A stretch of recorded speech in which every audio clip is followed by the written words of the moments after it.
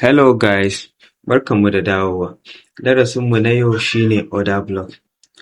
Kamar yadda na faɗa a wancan darasinmu na baya, na ce a PDRA muna da order block har zuwa na lissafa abubuwa guda 6 zuwa 7.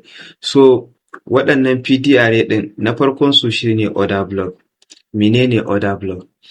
Order block candle ne wanda shine last candle da price yake forming kafin a samu moving zuwa higher ko kuma a samu moving zuwa lower.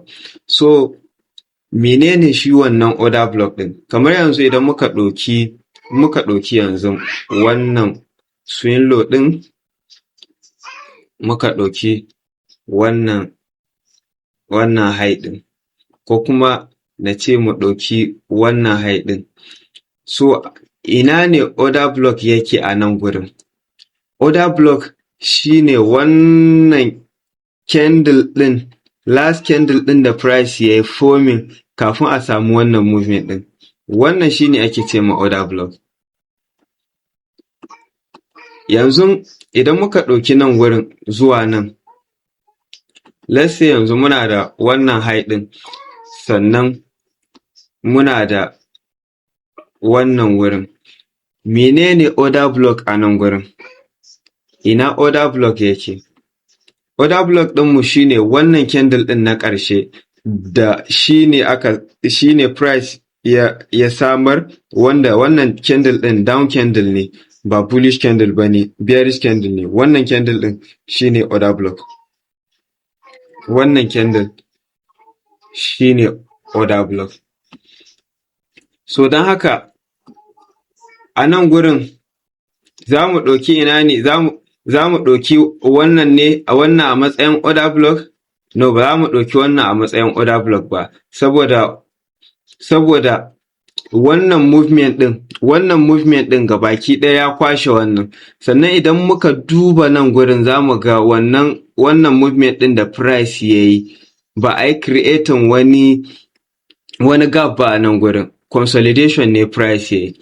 So don haka yanzu daga nan sai mu sake dubawa daga nan gurin, daga nan yanzu zuwa nan ina order block ɗinmu yake? Ina order block ɗinmu yake?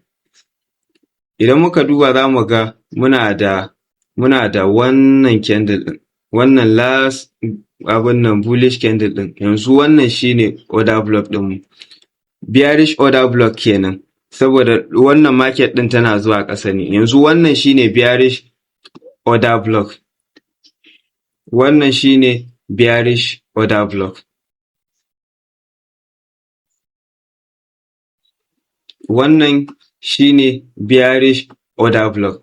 So wannan shine bullish order block, wannan shine bearish order block. Yanzu idan muka ɗauki daga nan gurin zuwa nan, yanzu mu ɗauki daga wannan leg ɗin zuwa nan gurin, ina order block ɗinmu yake? Order block ɗinmu shine wannan candle ɗin na ƙasa. Wannan candle ɗin na ƙasa da price yayi forming. Bullish order block kenan. Wannan shine bullish order block. So wannan shine bullish order block. Bara na sake zana shi da kyau. So wannan shine bullish order block. So idan muka sake dubawa za mu ga da price yayi moving haka, sai aka dawo, sai price ya dawo kamar haka. Yanzu menene order block ɗinmu a wannan wurin? Muna da order block gashi nan, bearish order block kenan. Wannan shine bearish order block. So daga nan gurin sai market ɗin ta ci gaba da zuwa ƙasa.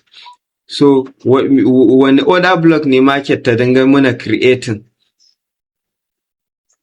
Ga wani candle nan gurin, za mu iya ɗaukan wannan a matsayin order block ɗinmu. Sannan ga wani candle nan ma, shi ma order block ne. So a taƙaice dai wannan su ne ake nufi da order block. So don haka for your own sake kowa ya je ya duba chat ɗin shi, ka yi downloading TradingView idan baka da shi, ka je ka bincika da kyau ka gano menene order block. Idan abun ma ya maka confusion za ka iya DM ɗina ka min magana, ko kuma muna da Telegram group wanda link ɗin shi yana ƙarƙashin wannan bidiyon.